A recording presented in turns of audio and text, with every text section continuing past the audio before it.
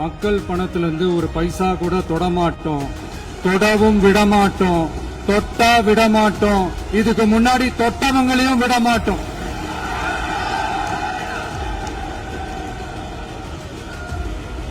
ஒவ்வொரு ஊழலா வெளியில வரும் போலே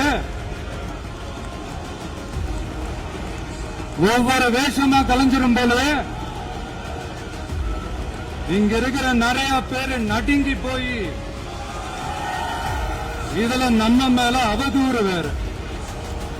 இப்ப புதுசா ஒரு வெப்பன் ஒண்ணு கொண்டு வந்திருக்காங்க. அது என்ன தெரியுமா? அவங்க தயவால தான் நம்ம ஆட்சி நடக்குதான்.